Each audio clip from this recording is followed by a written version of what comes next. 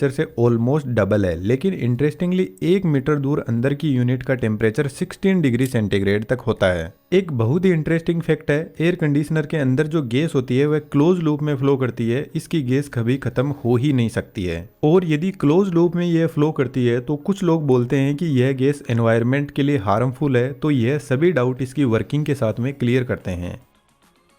Air conditioner की कोई ज़्यादा कॉम्प्लेक्स इंजीनियरिंग नहीं होती है, स्टार्टिंग होती है कंप्रेसर से। एयर कंडीशनर का हार्ट यही डिवाइस होता है, और इस कंप्रेसर के अंदर आज के मॉडर्न टाइम के अकॉर्डिंग एक एनवायरनमेंट फ्रेंडली गैस भरी जाती है जिसको R32 बोलते हैं। इस गैस को रेफ्रिजरेंट भी बोल सकते हैं।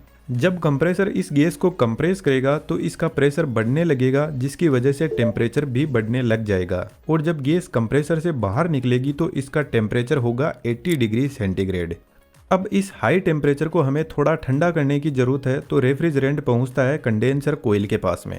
आज के टाइम में एसी के ऊपर 100% कॉपर कोयल लिखा रहता है, तो कंपनी इसी कोयल की बात कर रही होती है, क्योंकि कॉपर कोयल की हीट एक्सचेंज क्वालिटी बहुत शानदार होती है, तो ये गर्म और ठंडी बहुत जल्दी हो जाती है। इन इतनी लंबी कोयल से जब रेफ्रिजरेंट फ्लो करेगा तो ठंडा होने लगेगा, और इस कोयल से हीट को जल्दी बाहर निकालने के लिए एक फैन भी लगा रहता है। जब रेफ्रिजरेंट कोयल से बाहर निकलेगा तो इसका टेम्परेचर 50 डिग्री सेंटीग्रेड तक पहुंच जाएगा, लेकिन कंडेंसिंग कोयल के पास में जो गैस कंप्रेसर से मिल रही थी उसको यह लिक्विड में बदल देगा। आपको पता है, जब हम पानी को गर्म करते हैं तो वह लिक्विड से वेपर में बदल जाता है, यानी लिक्विड से गैस। इसके उल्टा जब कोल्ड ड्रिंक की बोतल को हम फ्रिज से निकालकर बाहर रखते हैं तो इसके चारों तरफ पानी की बूंदें जमा हो जाती है, जिसका मतलब है वेपर वापस लिक्विड में बदल रहा है। तो कंडेंसिंग कोयल भी गैस को ठंडा करने का काम करती है, जिससे यह गैस से लिक्विड में बदल जाती है। लेकिन अभी भी यह हाई टेम्परेचर का लिक्विड हमारे किसी काम का नहीं है। तो यहाँ से लिक्विड एक्सपेंशन वॉल के पास में जाता है। एक्सपेंशन वॉल का ओरिफाइस बहुत छोटा होता है, तो इधर वाली साइड में बहुत ज्यादा हाई प्रेशर भी है और हाई टेम्परेचर भी है। लेकिन जब इस नैरो ओपनिंग से रेफ्रिजरेंट बाहर निकलेगा तो इसका प्रेशर सडनली रिड्यूस हो जाएगा, जिसके साथ में इसका टेम्परेचर भी रिड्यूस हो जाएगा, और यह लिक्विड एक्सपेंड करेगा, जिससे यह रेफ्रिजरेंट वापस लिक्विड से गैस में बदलने लग जाएगा।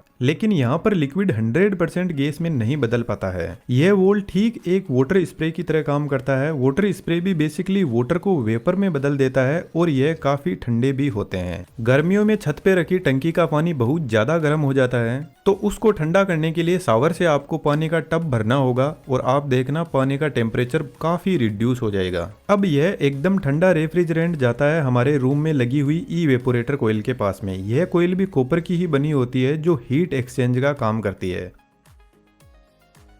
अब यह कोयल रूम में कितनी हीट को एब्जॉर्ब करेगी, इसको टन में मापा जाता है। 1 टन लगभग 3500 वोट हीट एक्सचेंज करता है, जबकि 1 टन का एसी 1000 वोट आवर की इलेक्ट्रिसिटी कंज्यूम करता है। जब ठंडा लिक्विड रेफ्रिजरेंट इस कोयल से फ्लो करेगा तो यहाँ पे लगा हुआ फैन इस